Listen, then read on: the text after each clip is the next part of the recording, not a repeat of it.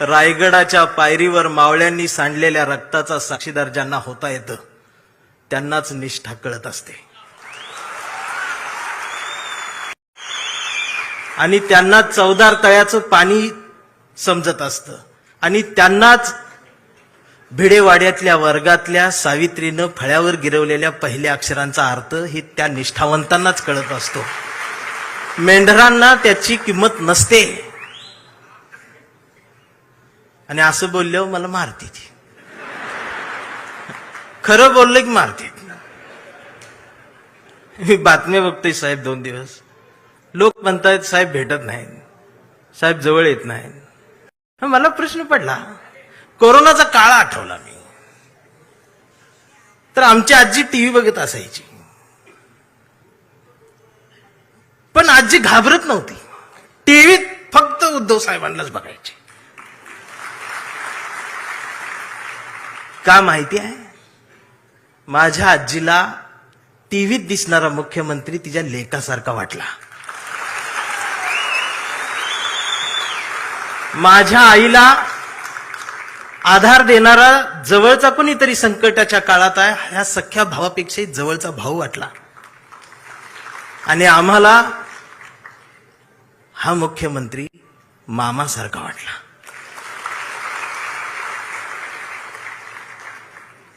ही न भेटता सुद्धा नाती तयार झाली. आणि तुम्हाला देवेंद्रचं देवा भाऊ होण्यासाठी 1,500 वाटावे लागले.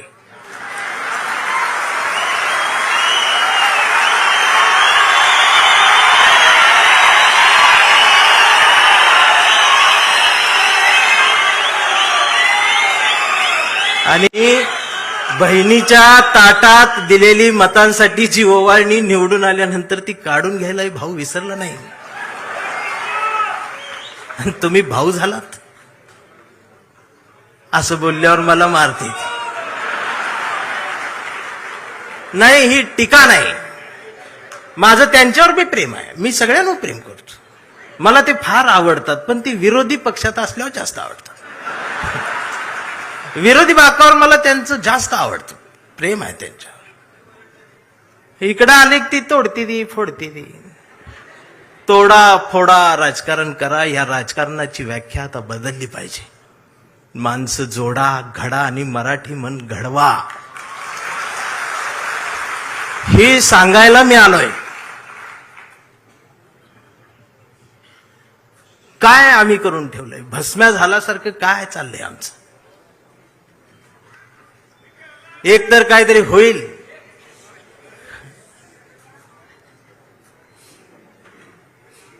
आम्ही 20 मार्काचं नागरिकशास्त्र शिकलेले आहोत. त्यामुळे आम्हाला समजत नाही आमच्यासोबत काय चाललंय. आधी गुवाहाटी, आता जयपूर.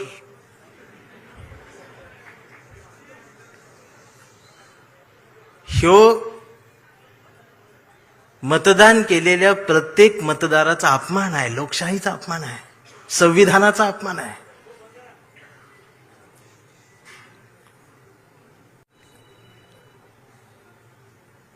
चौकात गेलो तर आज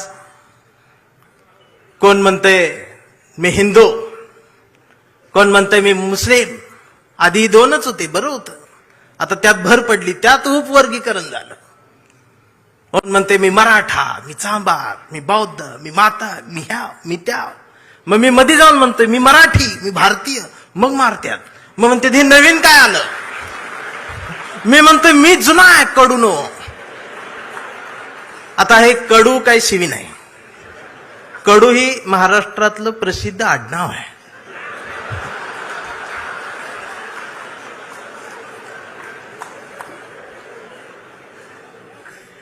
मी भारतीय म्हणल्यावर मारते. हे नवीन काय आलं? मी म्हणतोय मी जुना आहे, तुम्ही नवीन आहे. मग अजून मारते. भारतीय होऊन जगायला गेल्यानंतर मी मार खायला लागलो, काळा पडत चाललो. मी गोराच होतो आधी. पण या महाराष्ट्राच्या राजकारणाला वळणावर आणि एका रेषेत वळुंबा लावून जर कोणी उभं केलं असेल तर ते आदरणीय बाळासाहेब ठाकरेंनी एक अस्मिता दिली. मी सांगू, 2 मैत्रिणी रस्त्यानं निघालेल्या होत्या आणि रस्त्यानं जाता जाता एकीच्या पायाला ठेच लागली. रस्त्यावरचा दगड धारदार होता. तिचा ठेच लागली, तिच्या अंगठ्याचं नख निघालं आणि रक्त भळभळ व्हायला लागलं. पण तिनं अंगठ्याकडे नाही बघितलं, तर दगडाकडे बघितलं आणि हसलीन पुढे निघाली. दुसरीनं बघितलं, म्हणाली, वेडे, एवढा मोठा दगड पायाला लागला आणि हसतेस काय? ती म्हणाली, जाऊ दे ग, दे सोडून. पुन्हा हसली. ती म्हणाली, थांब, चिंदी तरी बांध, दवाखान्यात चल. हसतेस काय? एवढा मोठा दगड पायाला लागलाय. ती हसत म्हणाली, दे ग सोडून. तर ती पुन्हा हसत म्हणाली, अगं एवढा मोठा दगड पायाला लागलाय तरी सोडून दे कसं काय म्हणतेस?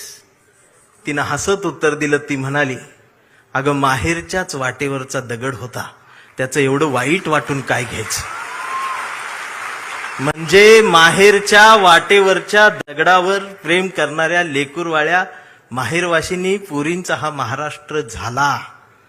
पण सासरवाडीच्या हायवेवर असणाऱ्या खडकावर प्रेम करणारा जावई, महाराष्ट्रात असे जावई 2च झाले.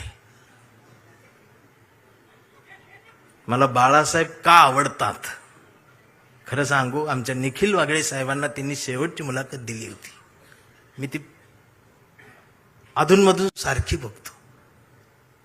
आणि वागळे साहेबांनी त्यांना विचारलं, माची आठवण येते, पत्नीची आठवण येते. त्यावर बाळासाहेबजी भाऊक होत आहेत. पत्नीला मा म्हणणारा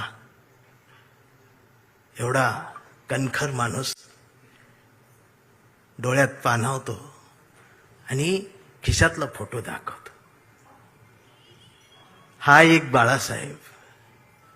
आणि स्वतःच्या पत्नीवर एवढं प्रेम करणारा दुसरा बाळासाहेब महाराष्ट्रात आला आहे, ते म्हणजे बाळासाहेब आंबेडकर. आमचे हे 2 बाळासाहेब मनाला भावतात. शिवसैनिकांनी या 60 वर्षात खूप काय पाहिलेलं आहे. 2 भावांच्या रात्रभर रडून भिजलेल्या उषा सुद्धा शिवसैनिकांनी पाहिल्या. हृदयाला घाव घातले गेले, टाके तुटले गेले, शिवत राहिले. शिवसेना फाटली नाही, तुटली नाही, ती नेटानं उभीच राहिली. ती उभी राहणारच आहे.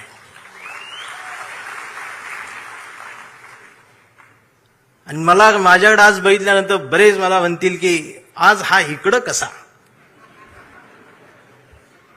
हा पुरोगामी चेहरा इकडं कसा? होय, मी आहे पुरोगामी, फुलेशाह आंबेडकरवादी, पण मी कट्टर नाही.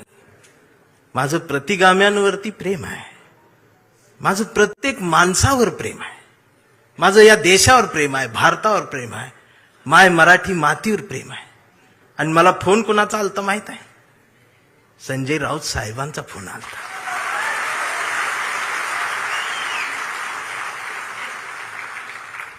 जर शेंडे आणि जानव्यातून मुक्त होऊन हिंदुत्व माझ्या कवितेला कुरवाळत असेल, जवळ घेत असेल, तर माझ्या सुद्धा मेंदूतले जाणीवेंचे जानवे मी कुठपर्यंत जिवंत ठेवायचे हा विचार करून मी त्यांच्या हाकेला हाक देत आलोय. काल ते एवढे बिझी होते दिवसभर. सुद्धा मी प्रवासात असताना मला सारखा फोन, कुठवर आलायस? इथवर आलोय, तिथवर आलोय, असं झालं, तसं झालं, सगळे अपडेट चालू आहेत. आणि रात्री मला भेटली त्या हॉटेलवर. भेटले तर ती वेटर लोक त्या काम करतात, ती कोकणातली मराठी सगळी पोरं. राऊत साहेबांनी एकाला बोलवलं, अरे कसा आहेस? आईची तब्येत बरी आहे का? ती पोरग डोळ्यात पाणावलं. एवढ्या ह्याच्यात सुद्धा साहेबांच्या लक्षात आहे. ते होय म्हटलं, निघून गेलं. साहेब निघाले.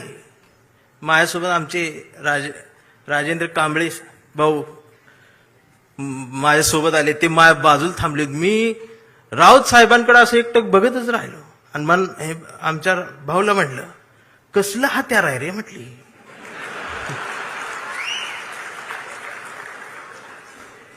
तर आमचं राजाभाऊ म्हटलं, धारदार आहे.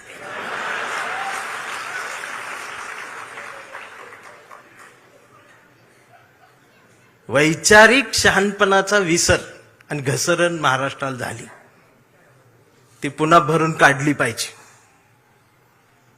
प्रबोधनकार ठाकरेंचा वारसा असणारा हा महाराष्ट्र आहे. आदित्य दादा, माझी विनंती आहे, आता एक नव्या पिढीला घेऊन तुम्ही महाराष्ट्र सगळा पिंजून काढा.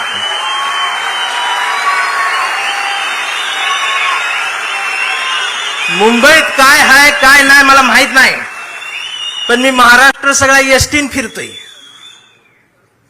एसटीच्या खिडकीतून मी महाराष्ट्र बघतोय. गावगाड्यावरती प्रबोधनकार ठाकरेंनी, बाळासाहेब ठाकरेंनी जे पेरलेलं आहे ते उगवलेलं आहे. त्याला जर त्यांच्या नातवानं पाणी घातलं ना,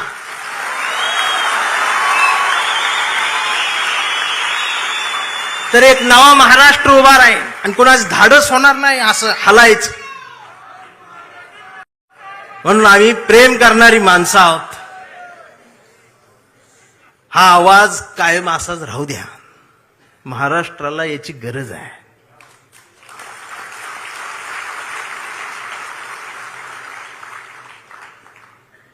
महाराष्ट्राला झाड तोडणाऱ्या माणसांची नाही, झाड वाचवणाऱ्या माणसाची गरज आहे.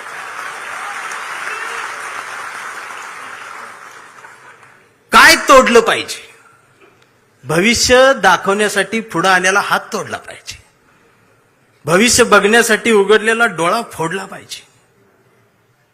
आम्ही गाडगे बाबांचा खराटा सोडला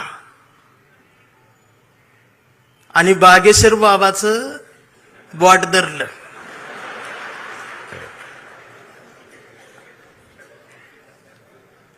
मग बागेश्वर बाबाचं बॉट धरलं की खरात बोट तोडतो.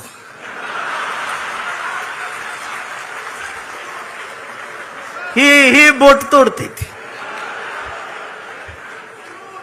याला अनामिका म्हणतात हे मला तेव्हा कळलं. नाहीतर मी करंगळी जवळचं बोट एवढंच त्याला म्हणायचं. ही बोट तोडते ते.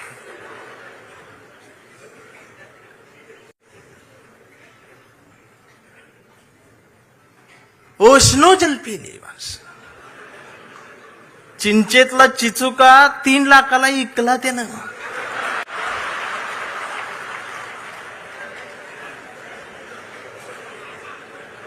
म्हणून म्हटलं लय चांगलं झालं, गेली ती लय बरं झालं, हित नाही ती. आणि प्रबोधनकार ठाकरेंच्या वारशाजवळ ही असली नकोच, ती लांब असलेलंच बरं. मी काल लातूरवरनं यायला लागलोय.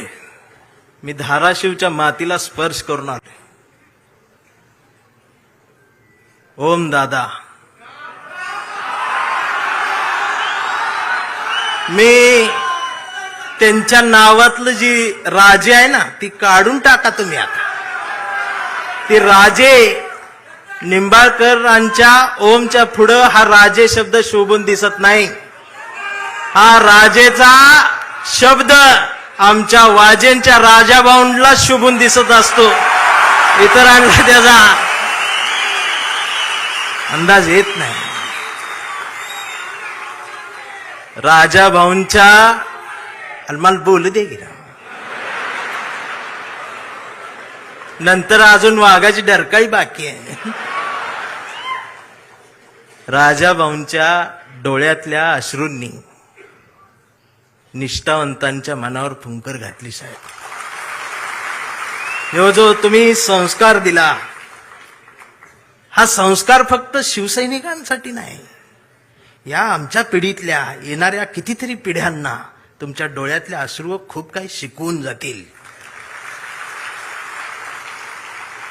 आम्हाला जोडायचं आहे, माणूस जोडायचा. स्वतःला मूल होत नाही म्हणून शेजाऱ्याला बोलवायचं आणि ऑपरेशन सक्सेस झालं की पेढं वाटायला तिसरंच असते. मला गणितच कळेना.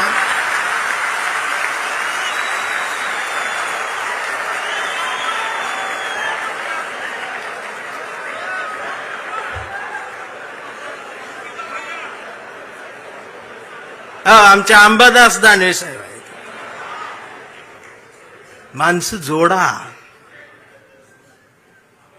शिवसैनिक, भीम सैनिक, मान सैनिक, मराठी सैनिक, हिंदी सैनिक, ही सगळी एकत्रित या मातीला गरज आहे स्वाभिमानाची. मी आता पण इथं मिळालो नसतो, मला तिकडं बोलवलं होतं इंग्लंडला. मी जाणार होतो रावसाहेब, पण ते आनंदात होतो. मला आणि बायकोला दोघांना बोलवलं होतं. लय आनंदात होतो. बायकोन 2 ड्रेस मला शिवलं होतं. आणि ती काय केम्ब्रिजला बोलवलं होतं. ती बायको आमची युट्यूबला रोज केम्ब्रिज टाकून बघायची. ती मला दाखवायची, इथं चहा घेऊ, इथं कॉफी. म्हटलं तू लिहून ठेव, गेल्यावर करू. मी इतका आनंदात होतो, त्या कडूनची भांडणं लागली. कुणाची? अमेरिका, इस्रायल आणि ती इराण. आणि माझा दौरा रद्द. इमानच उडत नाही. मी अजून काळा पडला. बर, भांडणं त्यांची आणि दंगा इथं. या सोशल मीडिया बघते, बघ जेव्हा यांच्या घरातला गॅस संपला, त्यांची आणि दंगा इथं. या सोशल मीडिया बघते, बघ आता अमेरिका असं करणार, इराण असं करणार, आता ट्रम्प काय गप बसतोय का, आमचं बी गेले, हे आले, ते आले. 15 दिवस यांनी दंगा केला. जेव्हा यांच्या घरातला गॅस संपला,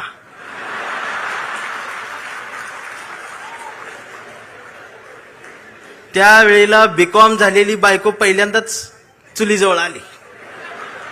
तिला काय चूल पेटना. मैंने युट्यूबवर चूल बघितली. त्या युट्यूबवर याला फुकणी गावली. ह्यानं तिला फुकणी दिली. म्हटलं फुकाय, तर ती डोळ्यातनं बघायला लागली. म्हटलं फुकायचं आहे. मग ती अशी फुकायला लागली, सगळा धूर गेला डोळ्यात. मग तिनं अशी फुकणी याला फेकून मारली. याचा गुडगा फुटला. आणि मग ही लंगडत लंगडत ती गॅसची टाकी घेऊन चौकात आला. चौकात 4 किलोमीटरची लाईन. मग दिवस गेलं. संध्याकाळी 5 वाजता याचा नंबर आला. आणि ती पुढे नंबर आल्यावर संध्याकाळी ती काउंटरवरची मुलगी म्हटली, डीएसी नंबर असेल तरच या. 45 दिवसानंतर बुकिंग होईल, 60 दिवसांनी मिळेल.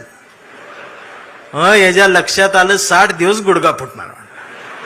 त्यानं असं डोळं झाकलं, गार वाऱ्याची झुळूक आली. मग यो म्हटला, जगाला युद्धाची नाही, बुद्धाची गरज. कधी चुलीत लाकडं गेल्या.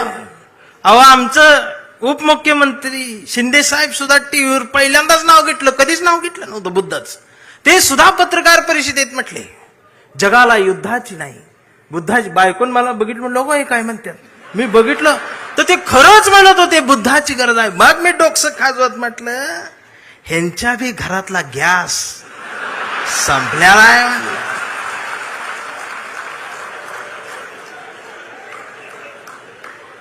साधना आहे. अहो, काय चाललंय काय आमचं, आम्ही काय घ्यायला पाहिजे. आम्हाला चांगल्याच्या मागे जाता येत नाही.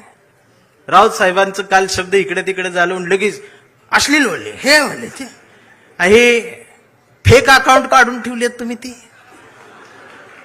अकाउंट देशपांडे नावानं आणि शिवाय आई बहिणीवर ना. हे देशपांड्यांचा अपमान नाही का महाराष्ट्रात? ही जी जमात वाढवून ठेवल्या ना तुम्ही सत्तेसाठी, ही एक दिवस तुमच्या घरातल्या अब्रूला हात घालल ना, त्यावेळेला तुम्हाला आमच्या आठवणी येतील. खराचं प्रकरण ज्यावेळी टीव्हीवर आलं, महाराष्ट्र हादरला, त्यावेळेला महाराष्ट्राच्या मनात नाही तर अख्ख्या देशाच्या मनात एकच नाव आलं, डॉक्टर नरेंद्र दाभोळकर. खऱ्यापणाने लढणारी माणसं महाराष्ट्रात तेव्हाही होती, आजही आहेत, उद्याही असतील. आणि शिवसेना कायम खऱ्या माणसांसोबत मैदानात आहे, ते उद्याही राहणार आहे. ही संपणार नाही. फक्त माझी विनंती आहे, मला दिसते बरं का, मला काय भविष्य कळत नाही, पण मला दिसते की लवकरच तुम्ही बी सत्तेत आहे. फक्त माझी विनंती साहेब एवढीच आहे, जेवढी गेले ती त्यातलं परत यायला बघत्याल, अजिबात नाही घ्यायची.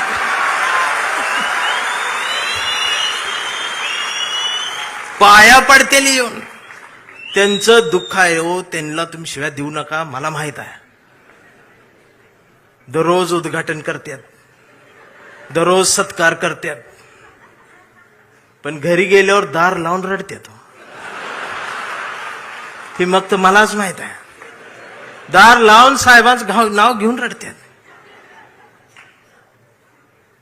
मी म्हणतोय त्यांना, मी येऊ खांदा द्यायला नको. मी काय भीत नाही, सत्तेला भीत नाही, पण मी एवढा आहे, मी माझी कविता घेऊन आलोय. पाखरांच्या चोची मधला घास व्हावी कविता, पहिला आणि शेवटचा श्वास व्हावी कविता, कोसळावेत थेंब भुईत मातीचा वास व्हावी कविता, उगवावा पिंपळ एक प्रवास व्हावी कविता, त्याच पिंपळाच्या सावलीला मानवतेचे गीत गाणारी बुद्ध व्हावी कविता, मी करावे पाखरांच्या हवाली तिला मग शुद्ध व्हावी कविता, हिंदूंच्या कंठामध्ये सलाम अलिकम सलाम व्हावी कविता, मुस्लिमांच्या भाळावरचा नाम व्हावी कविता, मंदिर मशीद बांधणाऱ्यांच्या कपाळाचा घाम व्हावी कविता, इंद्रायणीत तरलेला तुकाराम व्हावी कविता, आणि या देशाच्या मातीत विज्ञान पेरणारे अब्दुल कलाम ही व्हावी कविता. ही कविता प्रबोधनकार ठाकरेंच्या विचारांच्या वारसदारांकडूनच येऊ शकते. आमच्या लक्षात येत नाही, आम्ही कुणाजवळ जाऊन बसावं आणि कुठून उठून जावं, ह्याला ज्याला जमलं त्यालाच आयुष्य कळलं. जाणारच आहे ना एकदा तरी, काय राहणार आहे तुमचं? अख्ख्या महाराष्ट्राच्या मनावर राज्य करणारा, हृदयाच्या कप्प्यात बंद झालेला आमचा अजितदादा सारखा नेता अचानक गेलाच ना. काय नेलं सोबत? आणि दादा गेल्या दिवशी दुसऱ्या दिवशी कुटुंब शपथा घेत होतं पण मंत्रीपदाच्या. हा विनोद नाही, हा विनोद नाही, ही वेदना आहे, पर्याय नाही. काय राहते आमचं? आज कितीतरी अधिकारी भ्रष्टाचारात हे आहेत ते आहेत. समोर एखादं वंचित पिचलेलं येतं ना, त्याच्यासाठी कुणाचाच फोन येत नाही, त्याच्यासाठी कुणीच फोन करत नाही, त्याच्यासाठी कुणीच दबाव टाकत नाही. जर अधिकाऱ्यांनो तुम्ही फक्त त्याला बसवून पाणी प्यायला दिलं आणि कुणाचाच फोन न येतात जर त्याचं काम केलं ना, तर संध्याकाळी स्वाभिमानाची झोप लागते. याचा विसर पडला म्हणून बाळासाहेब ठाकरे यांना कुंचला सोडून हे बोट उचलावं लागलं. प्रत्येक काळात बाळासाहेब कुठे येणार आहेत? त्यांचे विचार आहेत, आम्हाला ते घ्यायचं आहे. 40-50 वर्षापूर्वीचा जो शिवसैनिकाचा दरारा होता ना, तो दरारा पाहिजे मला परत मुंबईत आल्यावर. आवाज पाहिजे, त्याची नजर पाहिजे. छत्रपती शिवाजी महाराज, त्यांचं नाव घेऊन राजकारण, किती उंचीचा पुतळा, यावर तुमचं प्रेम, ती बी वाऱ्यान पडते आणि मग ती तुकडे होऊन पडतात आणि मग ही आमची लगेच रडते. महाराज पुतळ्यात महाराजांना बघायची सवय लागली. हेच झालं ना आमच्या महापुरुषांच्या बाबतीत. अगदी 4-5 वर्षाસુધી महाराष्ट्रात सकाळ आली, शुभ शिव सकाळ, भगवा झेंडा आला असा. मी डोकसं खाजवत म्हटले, ही सकाळ कुठून आली? म्हणजे आता महाराज येणार, उठा, आपली सकाळ झाली. मी कुणाला तरी चिडवण्यासाठी होती. मग दुसऱ्यानं बघितलं, ते म्हटलं त्यांची झाली, आपली कधी? हे म्हटलं कर आपली. मग निळा झेंडा, शुभ भीम सकाळ, 11 वाजता. शिव सकाळ भीम सकाळ, शिव सकाळ भीम सकाळ. मग तिसरा एक जागा झाला, म्हटलं आमची घ्या पिवळा झेंडा शुभ लहू सकाळ. या सकाळ आल्या कारण महापुरुषांच्या पुतळ्याजवळ मेंढरांची गर्दी वाढली. ही पुतळ्याजवळ वाढलेली मेंढरांची गर्दी जोपर्यंत पुस्तकांजवळ विचारांजवळ येणार नाही तोपर्यंत यांना काय कळणार आहे. रात्रीचे 1:30 वाजता आमदार शिव्या देते फोन करून त्या प्रकाशकाला. मी ऐकली त्या ऐकली. 8 मिनिटात 36 शिव्या आहेत. स्ट्राईक रेट काढला तर 400च आहे ते.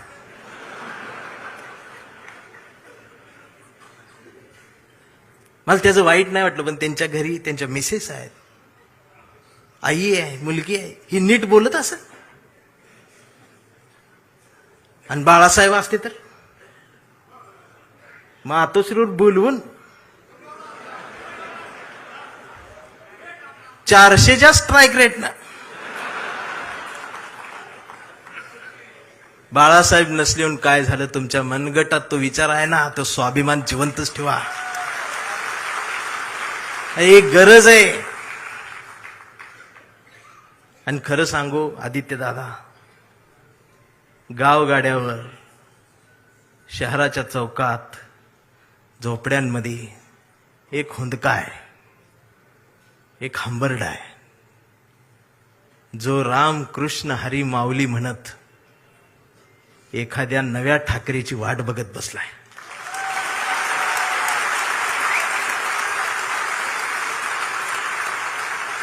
आणि ती पोकळी भरून काढण्याचं काम, भरीव काम आता तुम्ही करायला सुरुवात करावी. हा शिवसैनिकासोबत माझ्यातला भीमसैनिक सुद्धा तुमच्यासाठी मैदानात उतरणार. कुठपर्यंत आम्ही एकमेकांशी भांडत बसायचं. जर शिवाजीनगर मधून समतेचा आणि मैत्रीचा हात, जर माझ्यासाठी दोस्तीचा हात येत असेल, तर आंबेडकर नगर मधून माझा सुद्धा हात मैत्रीचा तुमच्यासाठी पुढे यायला पाहिजे. आणि हा देश संविधानाचा आहे ना, मी हिरव्यांचा आहे, निळ्याचा आहे ना, मी भगव्याचा आहे. मी भगव्याचा आहे. कुठल्या भगव्याचा? मी वारकऱ्यांच्या भगव्याचा आहे. मी बाळासाहेबांनी शिवसैनिकांच्या हातात जो भगवा दिलाय, मी त्या भगव्याचा आहे. मी तो भगवा घेऊन आलोय, पण त्याच्या सोबत मी या देशाचा तिरंगा सुद्धा आज घेऊन आलोय. आणि मला काय करायचं ती करा. या देशाच्या संविधानाला आणि तिरंग्याला जरी साधं नख लागायचा प्रयत्न जर कुणी केला, तर माझा ह्यो काळा रंग तुमच्यात मिसळून जाईल. आता ही भाषाच कळत नाही यांना, वैचारिकपणच राहिलं नाही. राऊत साहेब लगेच मारतेत, अंगावरच येते, शाईच टाकायला देश आहे. परवा एका कार्यक्रम सुरू करायच्या आधी ती DYSP माझ्याकडे आली, म्हटले भाषण करू नका. म्हटलं काय झालं?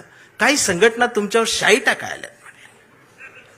मी म्हटलं मी लय लांब आलोय, करू देते. बाजूला ते कॉन्स्टेबल बघत होत माझ्यावर, ते हसायला. मला म्हटलं काय झालं, का हसताय? तर म्हटले तुमचं तोंड काळ करणार. मी म्हटलं साहेब बोलू दे 2 मिनिटं. तर ते म्हटले तुमच्या रिस्कवर बोलणार का? मी म्हटलं अहो आम्ही जन्माला येतानाच आमच्या रिस्कवर आलोय.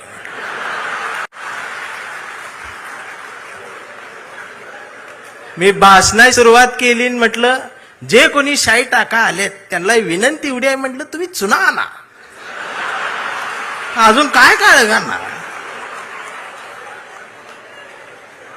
हे जी घसरण झाल्या आमच्या शहाणपणाची, मी या मराठी मातीचा सांगावा घेऊन आलोय तुमच्यासाठी की तुमची गरज महाराष्ट्राला आहे.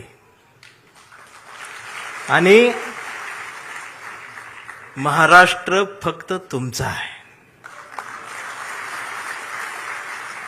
मी आता जास्त वेळ घेणार नाही, कारण आता डरकाळ्या ऐकायच्या आहेत. मी एक कविता घेऊन थांबणार आहे, ज्या कवितेसाठी मला साहेबांनी बोलवले. त्या कवितेत तुडवा ऑपरेशन आहे. कविता आहे कांबळे.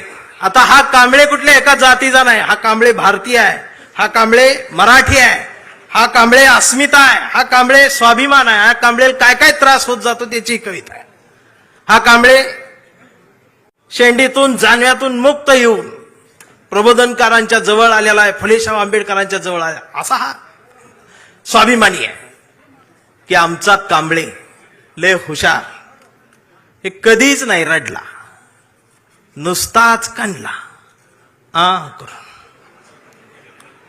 कांबळे शाळेत गेला, मास्तरनं फळ्यावर सरस्वती काढली.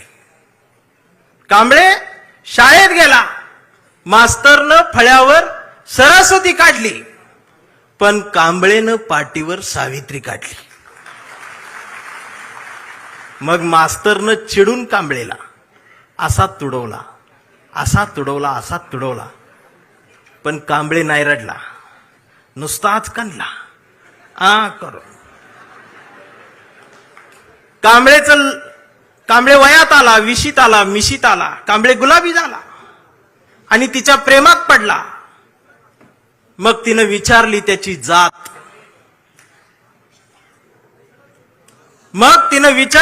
जात, कांबळे म्हणाला, वेडे मी माणूस, माणूस माझी जात, प्रेमात कसली आली जात.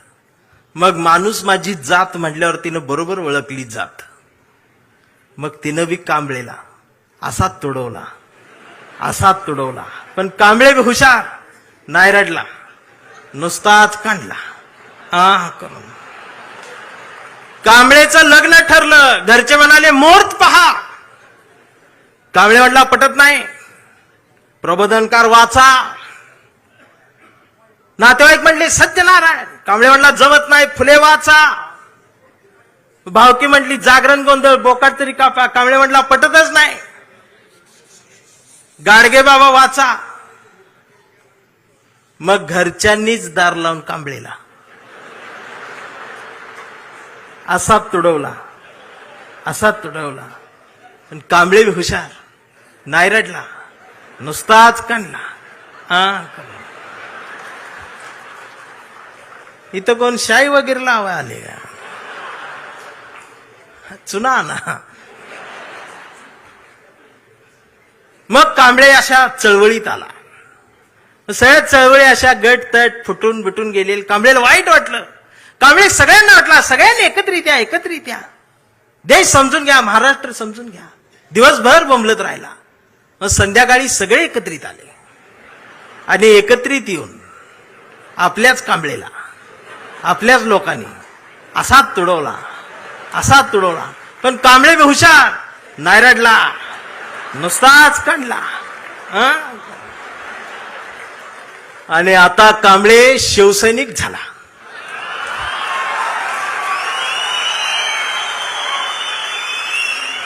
आता कांबळे शिवसैनिक झाला, शहाणा झाला,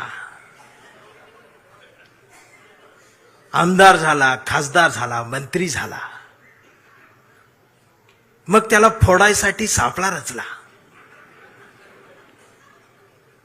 त्याला बोलवून घेतलं, कांबळे नाही गेला. तो ऐकत नाही म्हणून त्याला मग जेलमध्ये टाकला.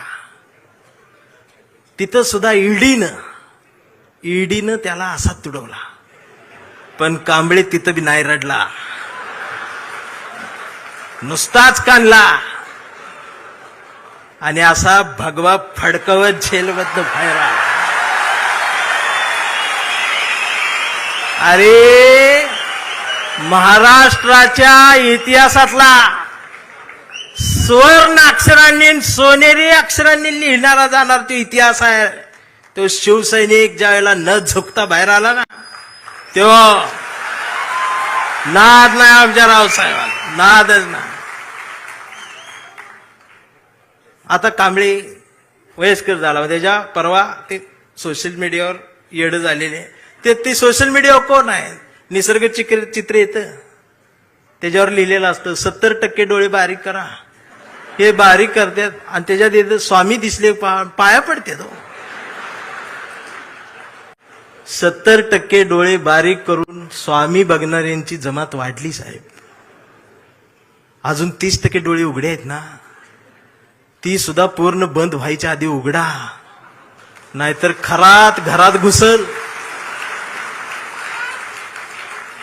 आणि असं बोलल्यावर मला मारती. परवा कांबळेच्या मुलानं मोबाईल बघत अर्धा डोळा बारीक करत कांबळेला विचारलं, डॅडा, महाराष्ट्र म्हणजे काय डॅडा?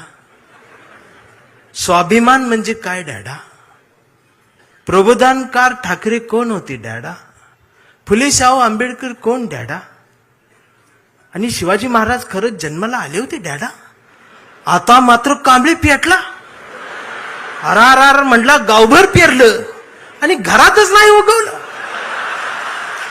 म्हणून त्यानं दार लावून पोरालाच असा तुडवला. पण चिरंजीव कांबळे हुशार, तो पण नाही रडला, तो दोनदा काढला करून. मग याच्या लक्षात आलं डीएनए मधनं ही डबल जात. विचार ही स्वाभिमानातनच द्यायला लागत असतात. आणि आता कांबळे वेडा झालाय. कांबळे वेड्यांच्या दवाखान्यात आहे. व्यवस्थेने त्याला वेडा ठरवलंय. कांबळे वेड्यासारखं स्वाभिमान म्हणतो, कांबळे वेड्यासारखं निष्ठा म्हणतो, कांबळे वेड्यासारखं संघटन म्हणतो, कांबळे वेड्यासारखं मराठी म्हणतो, कांबळे वेड्यासारखं भारत म्हणतो, कांबळे वेड्यासारखं शिवराय ते भीमराय सांगतो. पण डॉक्टर सुद्धा कांबळेला श्वाक देऊन तुडवतायत. पण कांबळे नाही रडत, तो नुसताच कंथी करून. हा कांबळे जोपर्यंत जिवंत आहे तोपर्यंत शिवसेना जिवंत राहणार आहे. हा कांबळे जोपर्यंत जिवंत आहे तोपर्यंत बाळासाहेब ठाकरे, फुले शाहू आंबेडकर, मराठी माती, मराठी माणूस जिवंत राहणार आहे. हे एवढाच सांगावं घेऊन आलो होतो. जागर राहावा, दिवसा बी जागर राहावा, रात्री बी जागर राहावा. आणि पुन्हा तो दरारा मला पाहिजे. आणि आदित्य दादा, माझ्या कवठेमंकाळच्या मातीचं तुम्हाला सांगणं आहे की आता तुम्ही या मैदानात, म्हणजे तुम्ही तसं मैदानात आहेच. मित्रांनो, हे होते नितीन चंदनशिवे. शिवसेनाच्या पक्षाच्या वर्धापन दिनानिमित्त त्यांचं हे झालेलं भाषण अत्यंत महत्त्वाचं आहे. आपण कोणत्याही पक्षाचे समर्थक किंवा विरोधक नाहीत, परंतु नितीन चंदनशिवे यांचं हे भाषण अत्यंत प्रभावी आहे आणि हे तुमच्यापर्यंत पोहोचावं यासाठी टाकलेला हा व्हिडिओ. आपण केवळ संविधानाच्या बाजूने आहोत. रामकृष्ण हरी. जय जगद्गुरू, जय शिवराय, जय भीम. दोस्त हो, हे आहेत नितीन चंदनशिवे. उद्धव बाळासाहेब ठाकरे यांचं मैदान गाजवण्याचं काम नितीन चंदनशिवे यांनी केलेलं आहे. त्यांचं हे भाषण तुम्हाला नेमकं कसं वाटलं ते कॉमेंट करून नक्की सांगा. आणि तुम्ही नेमके कोणाचे समर्थक आहात? उद्धव बाळासाहेब ठाकरे की एकनाथ भाऊ शिंदे की देवाभाऊ? तुम्ही नेमके कोणत्या पार्टीचे, कोणत्या नेत्याचे समर्थक आहात ते सुद्धा कॉमेंट करून नक्की सांगा. आणि हे भाषण तुम्हाला कसं वाटलं ते सुद्धा लिहायला विसरू नका. जय महाराष्ट्र.